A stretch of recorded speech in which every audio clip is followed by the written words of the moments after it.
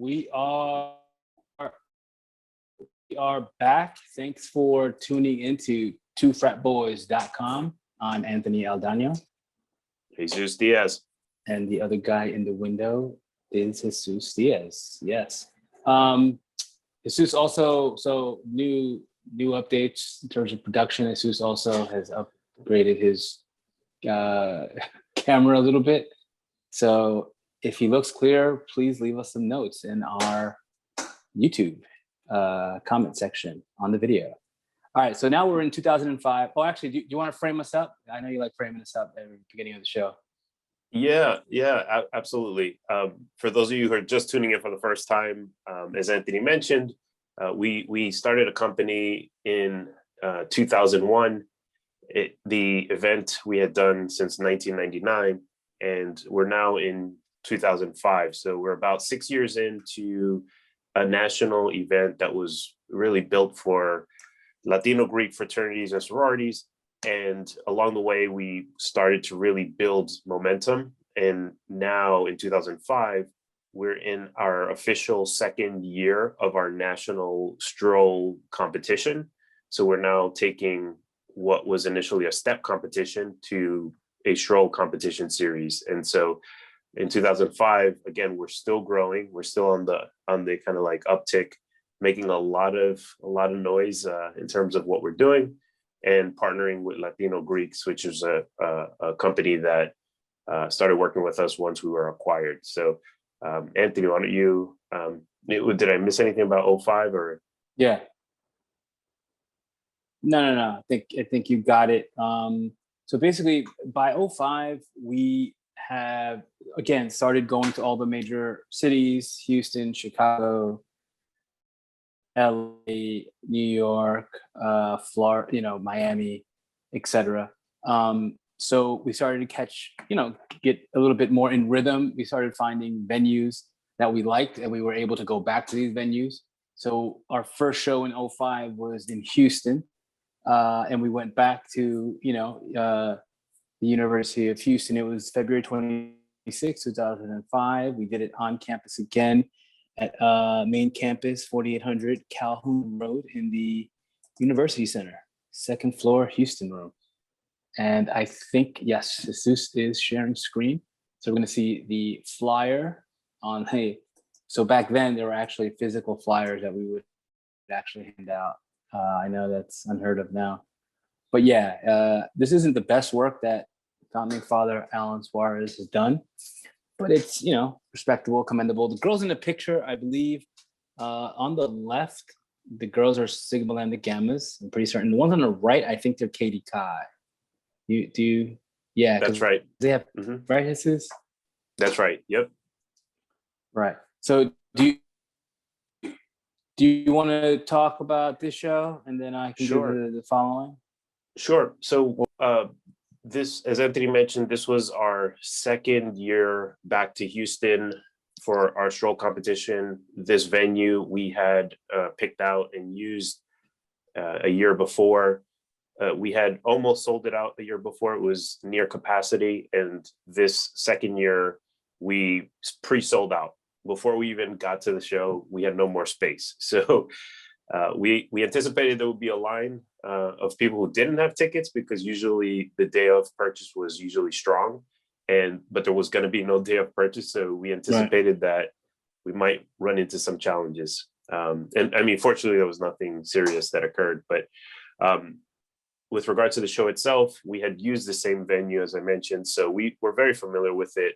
And it was pretty much a kind of well-oiled machine for this show.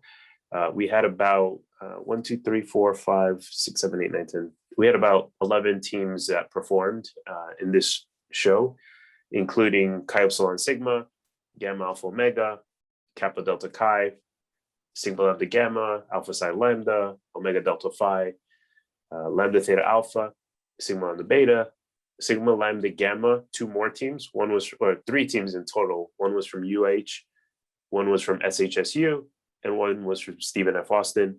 And then another Kappa Delta Chi team from UT Austin, and then an unknown Lambda Upsilon Lambda team that was probably just a bunch of local boys from San Antonio repackaged. Do you remember who that was? That team? It had to be guys from. I don't remember. Yeah. And the winners of this event were Sigma Lambda Beta, the same team that won the year prior in Houston. This was their second year in a row winning. Omega Delta Phi from Sam Houston came in second, and Omega Delta Phi from UH came in third. So that unknown LUL team must have been some of the local guys. And then on the sorority side, we had the Cuz regional team take it. Cuz was winning everywhere at this point. You know, like their sisters in the Northeast were. I don't know if it was that team. Oh no, this is the regional. But they were teaching. They were sending. Sorry, go ahead. No, I was gonna say I think it was the Texas A&M girls, and maybe they got some other girls from another school. But yeah, it was a Texas regional Cuz team. Yeah, and they were winning everywhere. They were sharing the actual strolls that they were using to win with their sisters, which made total sense, and so forth. And so just to continue forward, basically. Kappa Delta Chi from UH tied for second with their Kappa Delta Chi from UT Austin as well. So it was a great show, a lot of local love and support. Again, we had co-sponsored this one with Kappa Delta Chi and Sigma Lambda Gamma in the region, and that was a really smart strategy. As I remember, I was working the door for this event, Anthony, and you may recall a bit better because you were inside the venue for most of it. But outside the venue, it was a lot of people arrived early because they wanted to get those seats early. And, once we got in the first rush of people, like we saw the place packing up, and we knew I was working the door with somebody else. I had a worker that was helping me, and we knew there wasn't going to be enough seats for the amount of people that were coming in. So it was kind of fun in that way, but also kind of scary. What do you recall? Better. Yeah, that's the best.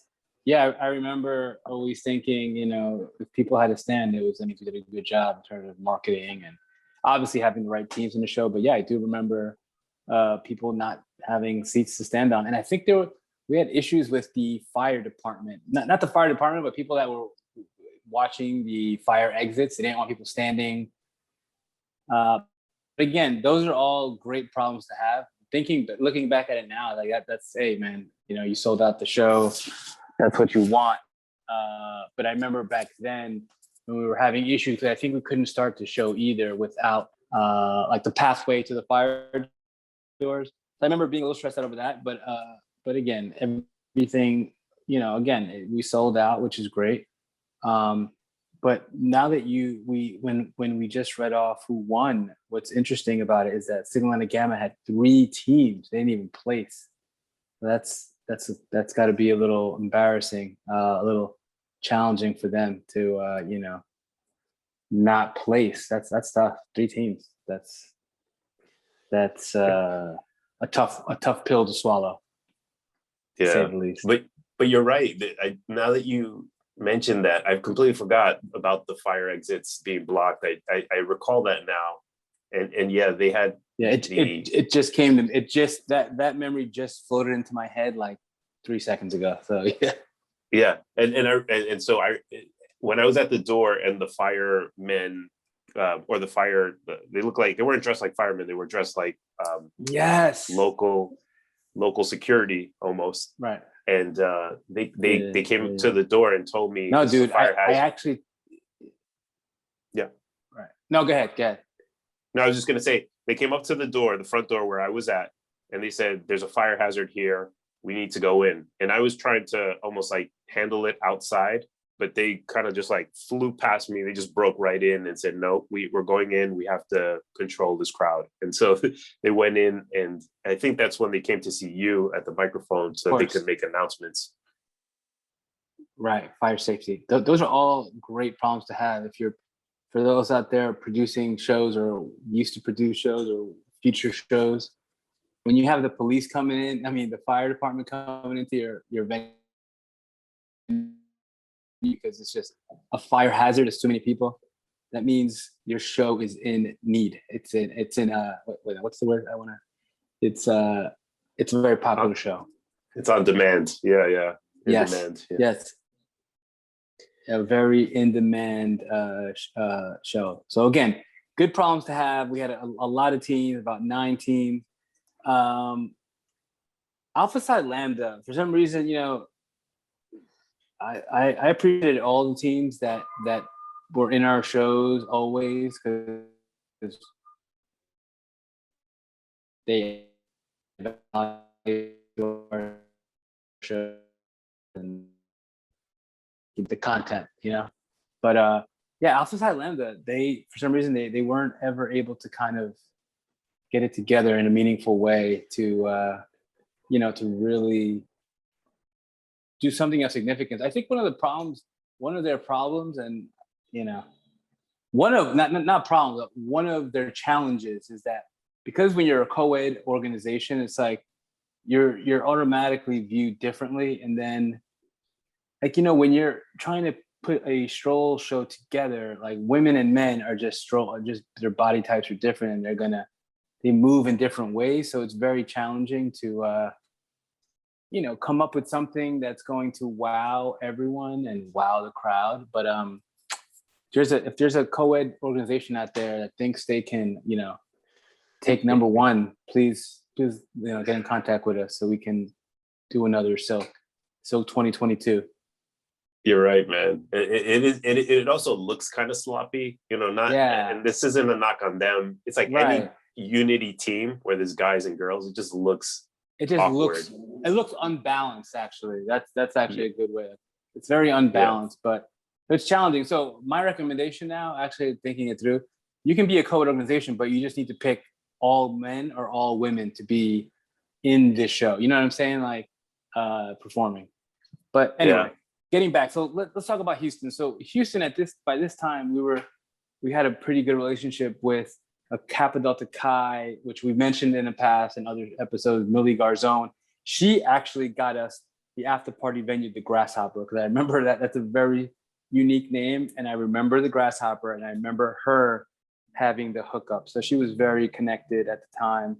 I'm sure now she's married with children, as most these women are, but as we are too. But yeah, so Kappa Delta Chi was very, very helpful. We owe a lot of gratitude to them for helping us facilitate, and also Sigma and Gamma was also very helpful at times. I think the first show we did in Houston, I think it was through SOG. But yeah, so that's my recollection. Excellent. Yeah, and the other thing about this Houston show, again, we're building a ton of credibility in the market. I remember when we were in market for the week of the event and we were visiting the campuses, because again, we were visiting U of H. When we got to U of H, people were coming up to our table asking for tickets, and we were directing them onto the website while they were still available. But then at a certain point in the week, we had people that had come in from out of town trying to visit us to get tickets from us firsthand, and we didn't have any physical tickets, so there was no way. What we should have done is just taken their money, wrote their names down on a list, and then just skimmed a couple of dollars off the top and then let them in. So we should have done in retrospect. But yeah, it was a good event. And we didn't write a recap for this one for some reason, even though we had gotten into the habit of writing recaps. So there's not much to recall beyond that from the event. All right, so now we're going to move on to March. So the very next month, we go to LA, and we do our first. No, was this our first Silk? Our first Silk, very, very exciting. And Jesus gets in contact with a Lambda Theta new by the name of Fina Perez. Jesus, you want to talk about how you met Fina and what the relationship was like at the beginning? Yes, we had met Fina in November of the year prior at the San Jose event. Her and a good friend of hers, Christina, or another sorority sister of hers, Christina Viramontes. Yeah. And so we met the two of them, and they were talking a great game in San Jose, as though they knew exactly what was going on in LA. They knew the market. And, a lot of people talk a good game, and don't back it up. But what we came to learn through this event, and I'm sure Anthony will talk about it a little bit, is, they backed up what they were promoting, because we tied into their national convention weekend. And, that was this year? This was the year we did that? That was genius. That was genius. And so, and other organizations as well, but we knew that, we didn't know at the time, but I could tell that they seem to be hustlers and they seem to understand the LA market. So we trusted that they were going to go out there and pre-sell these tickets like they mentioned they would. So Fina, I remember, let me jump in. I remember, yes, I remember her pre-selling tickets, and this was the time when we would actually print tickets and then physically send them to people. And I remember her calling the office and saying, we need more tickets. And I remember, right? And I remember that being like, wow, that's like impressive. Like, wow, she actually really needs more tickets because she sold out. So I was impressed by that. What were do you recall that at all? Yeah, no, absolutely. We had 6 organizations pre-selling tickets, all of the kind of important groups, and them and Gamma Zeta Alpha were the only ones really selling tickets.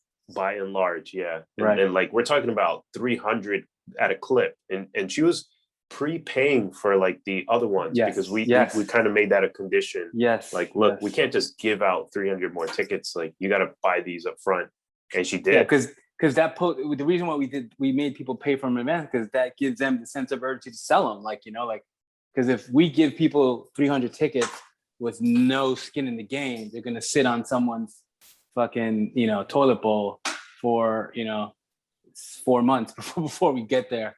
And then they're not going to sell. But yeah, what else do you want to mention about Fina Perez and her leadership or her, Yeah, I think you should talk a little bit about the show, and then we'll kind of regroup, because I don't want to give away how amazing she was or is still. Anyway, well, go ahead. I'll start by saying that Fina Perez back in those days was the most impressive person I had come across, Greek person that, said she was going to do something and actually did it, and was able to basically, tell you what it was and what it is, and, come through on everything. So I had a lot of respect for her, because she had a lot of, I guess, clout or respect in her organization. They were able, however they were running things in that organization, and she was on the leadership, right? She was on like a national board, all right? Do you remember what title she had? The next year she was president, but I think that first year she was like treasurer. She was high up in the. Was she an alumni? She was like an alumni, right? At that point, she had just graduated. Yes, she was an alumni. Okay.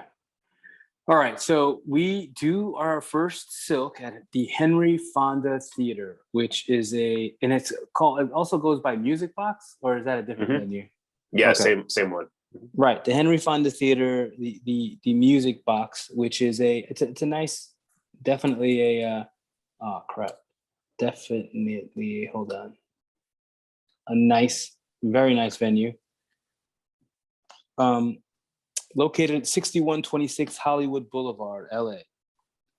So as Jesus mentioned, so this event was co-sponsored by Lambda Nu, Sigma Lambda Gamma, Tau Beta Chapter, Omega Phi Beta, Sigma Iota Alpha, Gamma Zeta Alpha, Omega Delta Phi. The people that participated, the teams were LUL, the national step team came through to LA, Omega Delta Phi, Sigma Lambda, I don't know which Omega Delta Phi team, but they were there. Sigma Lambda Beta, SoCal, Lambda Nu was in the show, Sigma Lambda Gamma, Tau Beta Chapter, and then Omega Phi Beta. So we basically had just enough to do 3. Oh, and Phi Beta Sigma was at this show, which I don't recall. Right. So basically, I'll read all we basically said after the show was, we want to thank all the participating organizations who made it a wonderful competition and sold out to 1,600, 600 person venue that came out to watch a great show 2 years straight, thanks to Collegiate Circuit, which I'm not sure if we should pour out some liquor for Collegiate Circuit as well. And all the orgs that co-sponsored the show. So what I remember most of the show, most about this show was that, so the way it was set up, it was like a standing room, like a floor, and then the stage was up above. So the performance was here. It was standing room only. We didn't lay out any chairs, but like the performances were great. But after the show, like the actual after party was probably one of the best after parties I've been a part of in terms of our shows. And I actually even think that the after party was better than the actual show. And there were more people were coming to the after party, I feel, than came to see the show, which is, I don't know if that was like a LA, California dynamic. Like that's what usually happens. I'm not sure. What do you want to add? Yeah, that's all true. The after party was larger, and I was again at the door, and I was collecting. We were raising the price every hour that passed because the line was still there. It was like, I remember it was like 1 a.m, and we started raising it to $30 because we started to see like some riffraff at that hour of the night, and they still wanted to get in because they saw how bumping, I it remember was. that. And I remember, I think me and you were hanging out at the front booth at some point. Yep, that's right. That's right. Yeah. And, no, I think you told me we should start raising the price because it wasn't something I would have organically just done. Like I think when you came over, you're like, we should just start raising it. And I think at one point we asked for like $50. It was kind of random, but just to see if we could get it. It was fun. I think someone paid $50 to get in, didn't they? Yeah, I think so. I think so. I remember us talking about it. No. I remember you're all excited. You're like, yo, someone just gave us $50. That's crazy. $50 is a lot of money back then for 2005. But again, so LA is a fantastic market. It's a great Greek market. And in retrospect, I think for me, what I see is that the West and the East Coast was a very good Greek market for events and for the stuff we were doing. But everything in the middle was a little kind of like, it wasn't really there yet. But LA was fantastic, man. This show was very memorable for me. I remember all the people that were there. And that was due in large part by Lambda Nu, Fina Perez. And I don't know how many tickets Gavin Zeta Alpha sold. I don't know if you remember. Oh, this is the show that guy didn't pay us, right? Yeah, he stiffed us. It was $800. It was $800 worth. So that was about what, $10 up front. So that was about 80 tickets, maybe more, but yeah. I think he paid us the first round, but he didn't pay us after that. So he had gotten a second collection of tickets, and but anyway, that's in the past. All right, so the winners of this show on the fraternity side, LUL from New York wins the show. Omega Delta Phi takes second, and Phi Beta Sigma takes third. Omega Phi Beta from USC wins first. Sigma and the Gamma, which was their Tau Beta chapter, won second. Lambda Nu took third. That's pretty much it. Anything you want to add?